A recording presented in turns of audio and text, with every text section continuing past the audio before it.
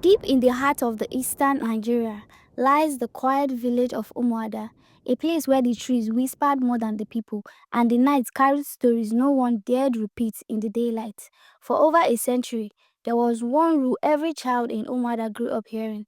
After the last gong, do not go near the old marketplace. And whatever you do, never touch the calabash. No one questioned it. No one wanted to. Because once every few decades, someone disappears. Welcome to African Tales by Sarah, a home of interesting stories. The old marketplace sat at the edge of the village like a forgotten graveyard. Broken stores, fallen thatch, termite-eating benches, and at the very center, a single dusty calabash. It had no owner, no story that living people could tell. Only one strange truth. It's never rotted, it's never cracked, it's never moved. The elders said the calabash was a doorway, a boundary between the living and something else. Adeze, a 17-year-old curious and stubborn girl, moved to the village after the death of her mother. Bold, sharp-tongued, and fearless, she didn't believe in old people fear stories. Whenever someone mentioned the calabash, Adeze smirked. Please, it's not just a bowl.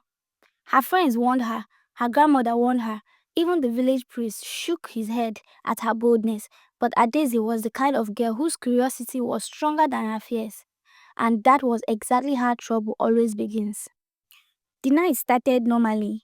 Palm oil lamps flickered in compounds. Children slept early, and the last gong of the town crier echoed through the air. But on this particular night, something strange happened. The wind stopped. Even the incense went silent. Adeze sat up in bed, restless. She felt called, not by a person, but by something her mind could not explain. As she lay down, a faint whisper passed her window softly, almost like a breeze.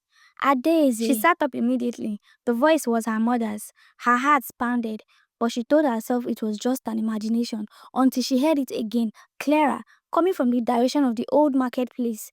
Adeze, my child. Adeze froze. Her mother has been dead for months now. She had buried her with her own hands, yet the voice sounded exactly like the same. Tone, softness, everything. Adeze grabbed her lantern. She had to know. Adeze disobeyed against every warning. She sneaked out of her grandmother's compound. The night was too quiet, too still. It felt like walking inside a held breath.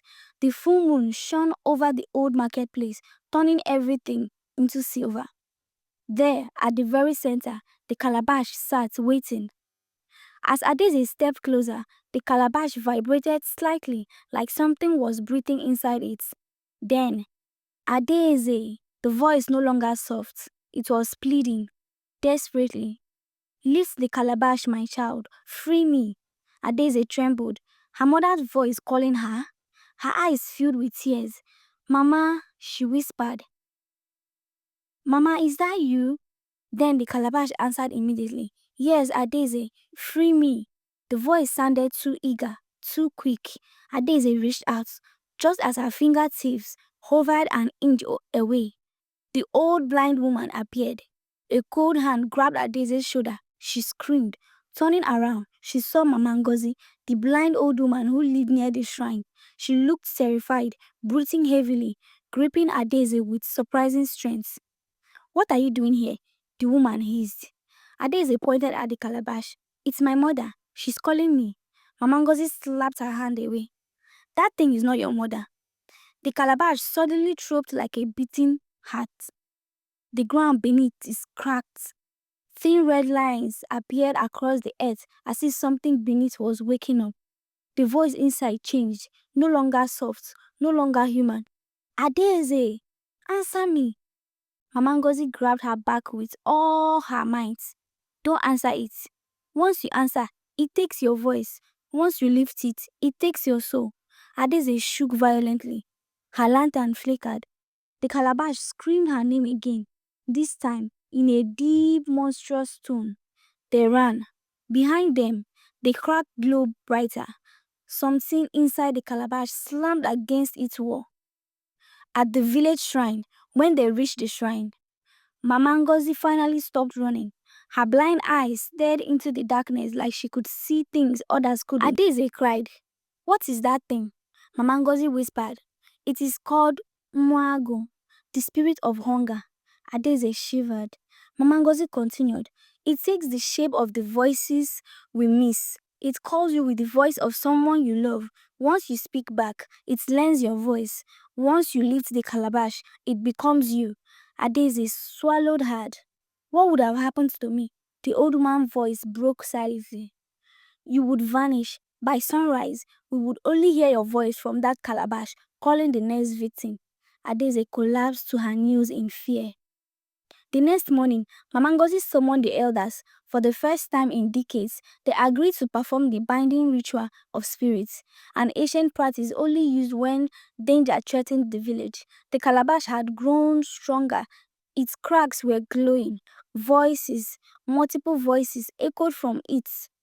Some were children, some were men, some were women. Some sounded like people who had been missing for decades. The elders formed a circle around the calabash. Mama Ngozi stood in the center with Adeze behind her. The calabash shook violently, screaming, laughing, crying, whispering different names. The ground trembled, the earth thickened. Then the calabash called Adeze again, but this time it used Mama Ngozi's voice. Adeze stepped forward. Mama Ngozi spat on the ground. It is learning too fast. The elders raised their staff and began chanting. The calabash cracked open further, light pouring out like fire. A dark mist rose from it, swelling the faint outline of a woman with no face. The spirit shrieked. Adeze covered her ears. The spirit reached out for Adeze, but Mama Ngozi stood in front of her, chanting louder, slamming her staff into the ground. The earth responded. A powerful burst of light exploded from the shrine grounds, slamming the spirit back into the calabash. The elders rushed forward, sealing it with sacred robes and markings. The calabash stopped shaking. Darkness faded. The air calmed. When everything ended, Adeze approached Mama Ngozi. "Thank you," she whispered. The old woman touched her cheek gently. "Never run after the voices that comes from darkness, even if they sound familiar, even if they sound sweet." Adeze nodded. From that day, she became one of the most obedient girls in the village. They did not destroy the calabash. They sealed it. They buried it under 7 layers of the earth and placed 7 heavy stones over it. And every year, during the moon festival, the elders offer prayers around the spot to keep the spirit asleep. But on silent nights, some villagers say, if you stand still, very quiet, you may hear a voice from beneath the earth whispering, "Adeze," and not just hers. Voices of others, voices of long gone, voices of the foolish who answered a call from darkness.